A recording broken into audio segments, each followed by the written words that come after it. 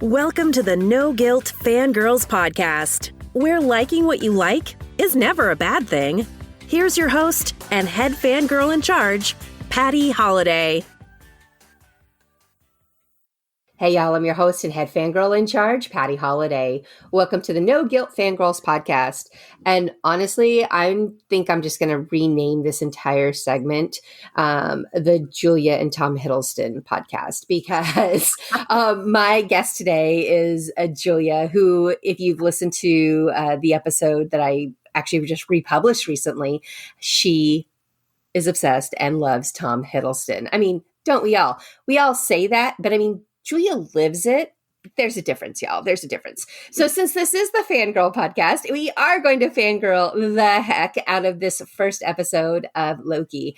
Now, for anyone who is curious, Ashley and I did a little breakdown and we did a whole discussion about the episode and what we liked and what we didn't like and that sort of thing, but I have to feel like it was kind of in a very professional, kind of normal manner, where this episode is possibly going to have a lot of squealing, a lot of crying, a lot of emotions about how we feel about Tom Hiddleston because, well, I have Julia on. And like I said, Julia loves Tom.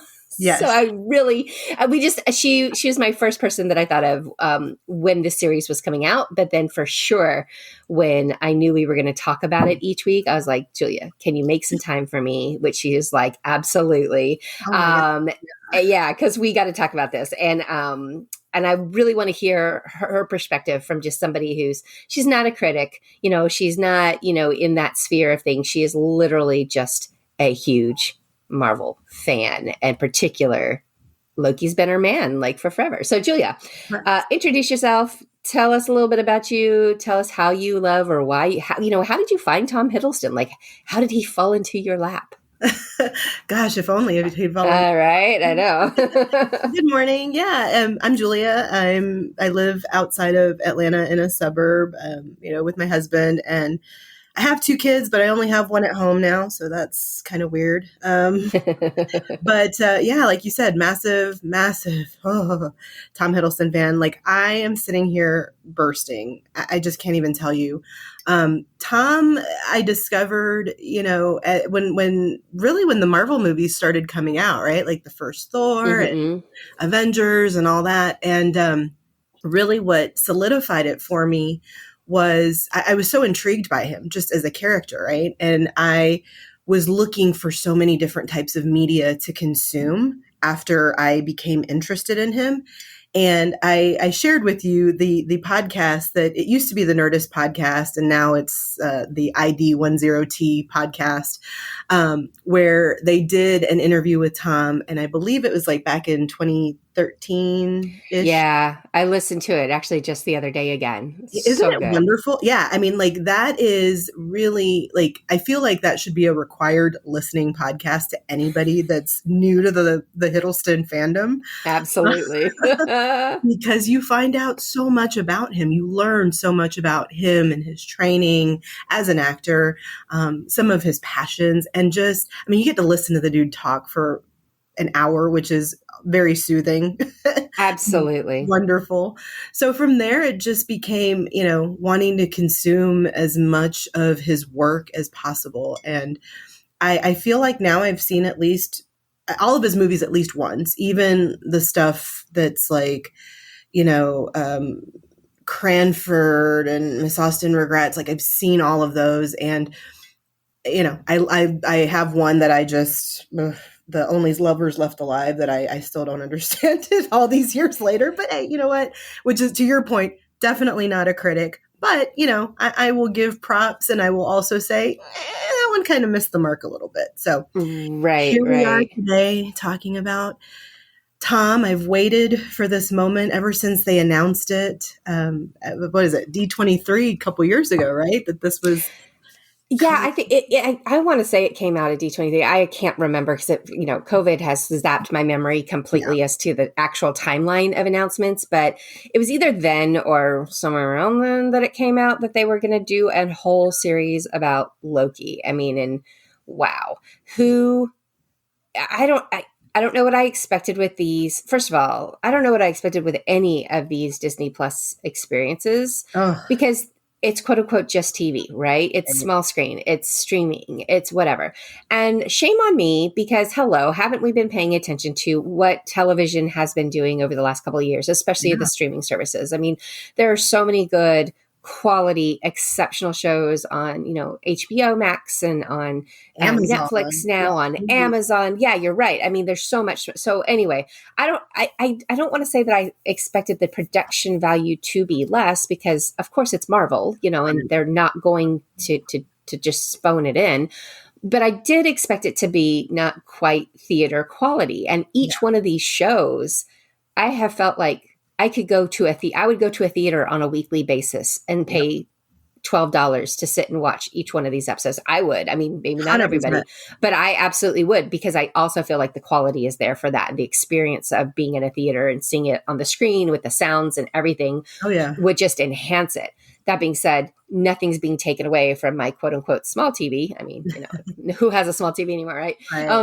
Here at home, but anyway, so I didn't know what to expect, but I am so pleasantly pleased and thrilled with everything. WandaVision was way more than I ever expected or hoped. And they were so smart about how they did all of that. And you guys can listen to us fangirl WandaVision if you want, because we have a whole rundown on that. Winter Soldier had Falcon and Winter Soldier had so many important, crucial elements and moments that I just loved it. There were things about it that I wanted to love more that I just didn't, but it still was. Well, it was really traditionally Marvel, where correct.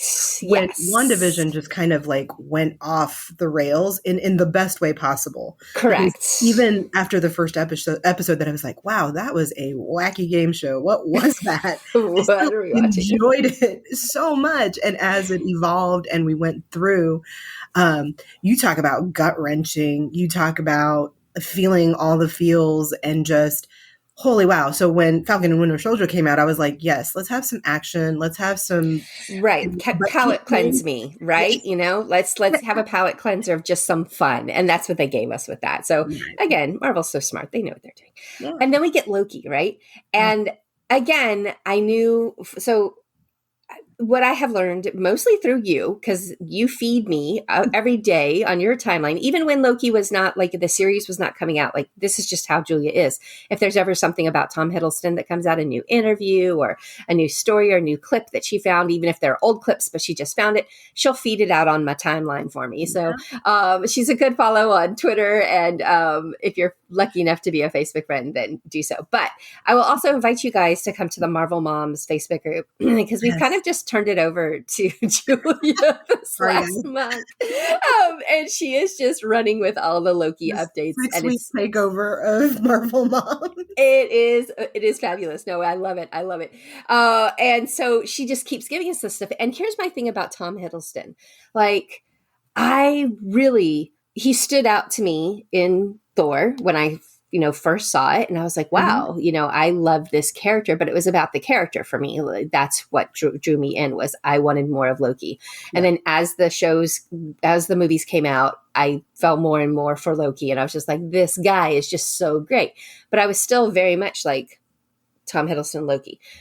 However, thanks to Julia and her opening and widening my perspective, I have watched so many interviews of Tom Hiddleston and seen him say things and do things and react to things to just come to completely appreciate, respect, love. Tom Hiddleston is an amazing human being. Like that's really just the bottom line that I can come up with is, truly. I was right. Because you look at him as an actor and you think, oh, wow, not only is he incredibly handsome, he's incredibly charming. He's all of these things, but he is the entire package. And, smart and caring, empathetic, and just, I've watched all this week, I've watched a lot of interviews with him, and there was a couple of them where, the folks were out on the West Coast interviewing him and he was in London, and he was very concerned about the fact that they were awake so early. He's like, I'm so sorry that you had to get up so early for me. And I'm sitting here thinking, okay, you know, like that. Yeah, I'm sure that was a stretch, right? But he's just so genuinely kind, and talked about it a little bit in the previous podcast that I did when we fangirled him, when I met him at the stage door of Betrayal. And, you know, it's the kind of thing where you see this persona on television or in interviews or on the radio or whatever, and you think, oh, wow, he seems really nice. He seems whatever. And then, you know, I've heard of people that meet, you know, their idol or their people that they fangirl or adore, and they turn out to be the worst, right? I am here to tell you that is not the case with Tom. Like, what you see is what you get. Earnest, humble, genuine, really, truly a quality human being. Like, I cannot say that enough. Like, the amount of care and the amount of appreciation and love that he has for us Hiddlestans. I mean, and trust me, we are an eccentric bunch. We are, as Lindsay pointed out, you know, we are not going to let you forget who our man is. I mean, but I had to laugh because, again, I knew you liked Tom, but I didn't realize like what a fandom Tom Hiddleston had until I had that trip where I got to go to Thor Ragnarok and do interviews and experience all of that. And I was doing a lot of tweeting at the time to talk about Thor Ragnarok and everything. And it was always the Hiddleston fans who would respond back, who would ask questions, who would, you know, dig into things and want to know more about the movie. And I was like, wow, there are some Lokis out there. Yeah. And, you know, and the thing is, you can tell that it is a lot, right? Like, because I've said we do the most as Hiddleston fans, but he recognizes that, you know, his career, his, you know, 10, 11 years that he's played this character is because of our love and appreciation for that character. He gave a response the other day in an interview that I was sitting at my desk crying, because it was honestly, you could feel, you know, how grateful he was for the fans and the adoration and the respect and the credit that we've given him to keep elevating him, you know, to take this character to places that I would have never thought 10 years ago that we would be here, right? Like it definitely seemed like, yeah, and they talked about it in that podcast on the Nerdist podcast, where, you know, it seems almost impossible to have a Loki movie without Thor. And I'm like, no, Loki can carry this all by himself. Like, he's good and beyond good. Like, the reviews that have come out are so well deserved. You know, it's so crazy, because it was listening to that podcast, and when they had that little snippet and he said that, I was like, oh, we were adorable back then when we thought that was necessary. And you know, I love Thor. Like, Thor is one of my big fandoms, and I've always loved Chris Hemsworth, and I really love all those movies. Yes, even The Dark World, I even love that one. I do too. My favorite uttered in the MCU. So yes, we are two of the weirdos out there that actually enjoy that movie. But you know, honestly, it didn't even blip on my radar when I was watching the episodes of Loki, because I actually got screeners, so I got to see 2 of them ahead of time. But when I was watching them, Thor's presence, like Thor coming on the show or being there or being part of it, never even crossed my mind. Like, that's how powerful this performance is, the storyline that they have given us, the dialogue, the dialogue, the photography. I mean, everything. Even can we just fangirl about Kate Herron for just a moment? Because Kate Herron, what a gift! And, you know, I learned this week, actually, in an interview that she did. You know, she landed Loki not because she was like, you know, Kevin Feige was like, oh, we want Kate Herron. She heard that Loki was a thing that Marvel was considering. And she said to her agent, email them every single day. I want that job. I want that job. I want you to go get it for me. You know, do what you have to do to get me in front of them to pitch it. And that is how Kate Herron came to be the director of this show. And I mean, the chutzpah, you know, I'm like, you go, girl. I mean, never give up if you know you're supposed to be there, right? You know, if that's where you're supposed to be. Yes, she has done an excellent job with this. And it's so, it's everything that I wanted for Tom Hiddleston's character to have. Like, this is the glorious purpose we've been waiting for. And I am so excited to see where this goes. And of course, there's rumors out there that there is a second season out, or there's a second season coming, but I don't think anything's ever been confirmed. Yeah. I could see how this could be a standalone story, and then there's more adventures and there's more, a whole second, I could see that. Well, they're talking about, I don't want to obviously spoil it, but there were a couple of buzzwords that came up in the show this morning that I was like, oh, and you can spoil it, by the way, people. Oh, okay. This is going to have spoilers because we can't talk about these things without some spoilers. So the point here is you're being warned. Clearly, I will also put it in show notes, spoilers ahead, and that sort of thing. But I think most people probably won't even listen to this until they've seen the show. So but that's a good point, is that I want to give that heads up. Now that we're 15 minutes in, we haven't spoiled anything yet, but we're very considerate that way. Yeah. So that's now your new warning, is there could be spoilers here. Yes. So yes, there were some buzzwords, there were some tie-in things, there were some points that, and even like from WandaVision, there was a tie-in. Did you catch that one? Oh yeah. As soon as I saw Nexus pop up, I was like, I'm sitting there slapping my husband, like, and multiverse, and I'm like, here we go. Yeah, here we go. This is the Marvel way, right? Everything gets to be looped in and tied in together. So yes, there's absolutely like this situation where we could be possibly like queuing up. Look, we're already talking about season 2, season 3, season 7. Come on, guys, give us more Loki. Let's do it.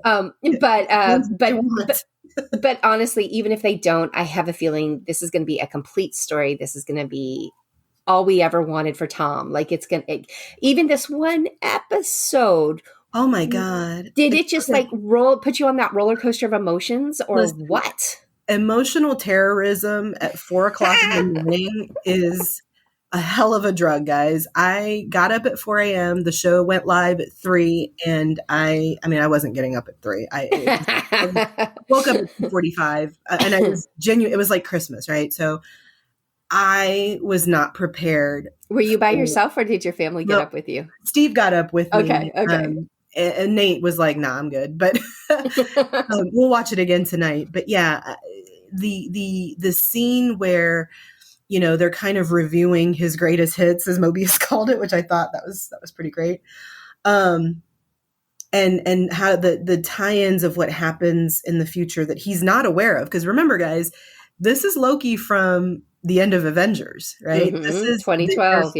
There is no redeemed Loki at this point. He is still mad. He is still entitled. He still thinks that he will rule Midgard. I mean, this is Loki at, like, if you were going to catch him, this is the point where, so him seeing the events that will unfold in the future, and just seeing the love that he has for Frigga, and seeing what happens to her, and realizing that it happened because of him, in the dark world. And I did not expect to see Loki cry in the first episode. But the pain on his face was it was just remarkable to see. You always knew that he and Frigga were close. You always knew that he had a deep love and affection for her, even if he didn't show it. In the way normal people would. But wow, that scene really just like drove a knife through my heart, because, and then, obviously watching what happens with Thanos. Did you notice, I sent you a text before we started recording, I think, of the meme that said, how when they end his file, it says, end of file, but it's like, almost like end of life. That's an anagram of file. File is an anagram of life, right? I don't think I sent it to you, but no, you did. I saw it. It really just makes your heart hurt to think, gosh, seeing him standing there took me back to that scene in Ragnarok where Thor says to him, "You've always been the god of mischief, but you could be so much more." And man, what a punch in the gut to see it happen. Over and over again. Yes, it was also good. And I loved how smart, again, I always that's just my go-to phrase here. Marvel is so smart. Everyone's like, duh, Patty, they are. But I love how they also, like, the Loki that we know now is so different from that Loki. Yeah. But they managed to marry and give us both Lokis in the same 51-minute episode, right?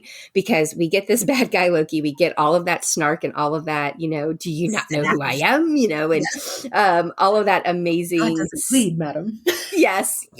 All of those amazing Loki quotes and lines, up front. And then through this, storyline set up of... And Mobius, and we got to talk about Owen Wilson here in a minute too, but Mobius, as he's going through his life and kind of showing him the greatest hits and showing him these things, and Loki's never seen this and hasn't had this experience before, but he's watching it and you can just feel it, not just see it, but you can feel it, all the changes and the situation, as he's watching all of this stuff unfold in front of him. It was brilliance of Tom Hiddleston. Absolutely. So not only did we get, where his mom died and he knows it's his fault, and that starts changing him. Odin die in front of him, you know what I mean? And then Odin calling him his sons. And that's always been one of my favorite moments in Thor Ragnarok. And it was all Tom Hiddleston, just the way he looked at him, and the way he looks at him, but it's just so not casual. That's not the word I want, but so it's such a subtle, turn of his head, he clocks it, he catches it, and then we catch it from him. And it's like, oh my gosh, that means so much right there. So I love that they put that in there. And the same thing when Thor's like, I've always thought the world of you, brother, and that little smile that crept up on his face as he was watching it. You know what I mean? Yes. Because even though this is 2012 Loki, that he loves Thor. Yeah. He really does. Loves Thor. Yeah. He always has. He just, he just can't help himself. He cannot. So yes, I loved how they gave us these things through, his Loki's greatest hits. We got this to experience this. And so you got to see a little bit of growth. However, and I'm not going to spoil anything in details. I'm just going to say, since I have seen the next episode, there's even more to come where... Oh, I can't wait. Obviously, we've seen a change or a thought process or whatever. He's changed, but he's not... he's still this 2012, there's still moments where he is still playing that character, right? That love. So just because we saw this glimpse of it, the full transformation still has not quite happened. Yeah. But anyway, there's just, it was so well done, so beautifully done, so many moments, so many times and things that I was just like, whoa. And when I was watching it and I was texting you and I was like, you're going to flip out right from the get-go. It was that opening, scene where he's like, I am Loki of Asgard. Yeah. I am, burdened with glorious purpose. I was like, I knew you were going to scream over that one. and Steve was like, and the dog looked at me like, come on, lady. Not only down here, but now you're yelling. But it was so perfect. And just, I don't know how they could have made this more perfect. How Endgame was heartbreaking, and it was such a beautiful love letter to the fans, and I really feel like I feel so seen, as a Hiddleston fan, as a Loki fan, I feel so seen and just so grateful that they've taken so much care with this beloved character that means so much to so many of us. You know what I mean? It was just so wonderful to see that. And it's Owen Wilson. Let's talk about Owen Wilson really quick. Oh my gosh. Okay. Now, in the episode that I talked about with Ashley, which I'm sure you haven't even had a moment to listen to yet, but I mentioned how much I've always liked Owen Wilson for reasons. Great. And when they said that he was signing on for this, I kind of had this moment of, that's a choice. Yeah. It was kind of like, I will be curious to see how this works out. I don't know comic books. I don't know the history. Obviously, Mobius was not written for Owen Wilson, but I felt like it was such a perfect marriage and such a perfect match of casting, because the way they did write this and the way he delivers the lines, you know, Wilson has so many.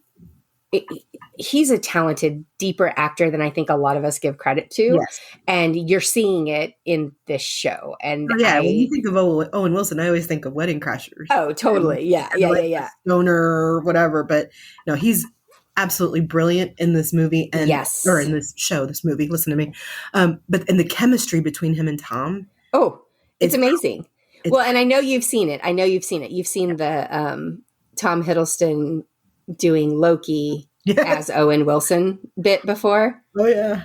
I mean, that was like years ago, but it's hilarious. And which is again, also in that Nerdist podcast, he does do an impression because he's talking about Midnight in Paris. Yes. And they have worked together before.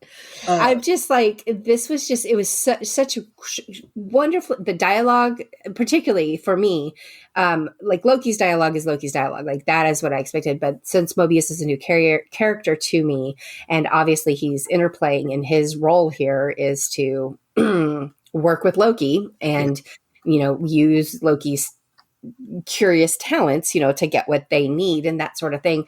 But watching them two together and the way it was written and the way these lines are being delivered, I mean, Wilson, you're nailing it, man. It's so good. It's such a pleasure to see the two of them together on screen. It's like the buddy comedy I had no idea I needed to see. Right. Anyway. So yeah, so good.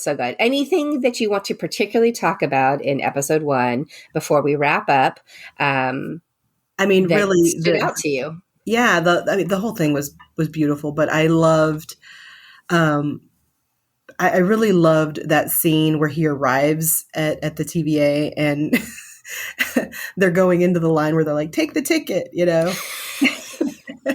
and the first guy is like, you know, that whole scene was just at the end when Loki's waving his ticket frantically, like, not me, dude, not me.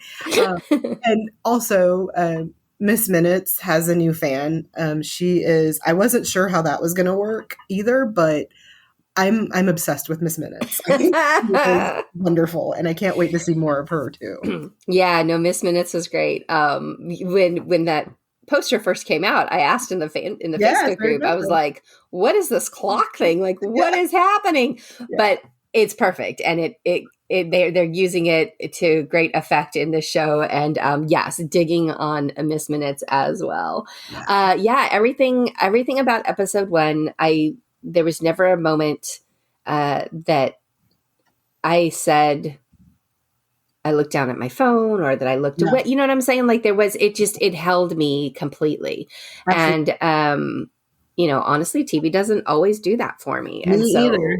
Yeah. Because Steve was like, weren't you going to set something up to, you know, for your reaction? And I said, you know, I don't have time. I gotta focus on what's happening. That's right. On the screen, you know, I mean, I can't play for the camera. I gotta, I just gotta watch. I am in an emotional place right now. I mean, like literally, I felt like a little kid on Christmas morning, and yay! I feel like Santa Claus came and left my bike. You know, I told you, like this is like you said, like this love letter to fans, but I also feel like it is. I mean, I don't know how Tom Hiddleston feels about it, but I'm like, you deserve this, man. This is for you. Yes, it's beautiful. It's amazing. It's going to be this is going to go, you know, this is going to be on people's radar forever. And it's just going to be, it's Tom Hiddleston. Like he's doing the thing.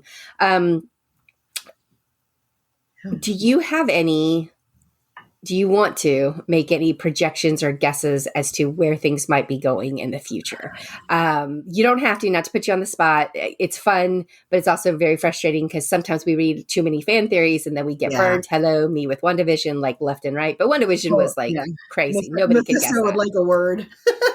Right. Yeah. So, but do you think, Yeah, I just, you know, I've watched, I'm with you. I watch a lot of post-show recaps and things like that. And this, I feel like, can go anywhere. I will say, you know, the one thing, just kind of go really quick, going back, the whole thing with DB Cooper, I was so tickled by how that came about.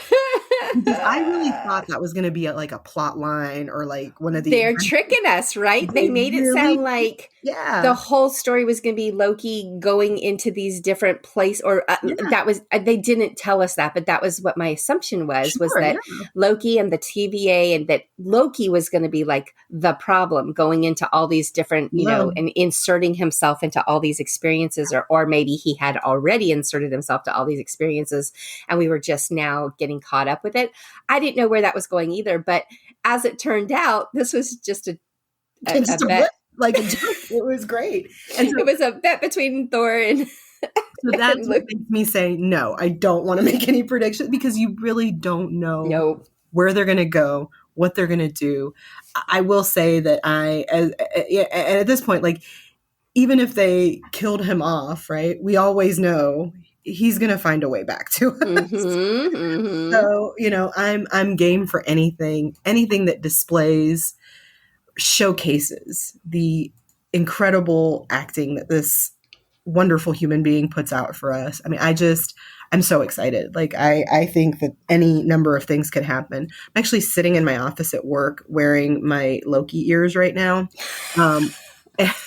As one does. And Julia has a very big girl job. Let me just throw that out there. She's like vice president of something or other. I don't even know. But my point being, wear your Loki ears when you need to. You fangirl at work when you need to. It's totally professional.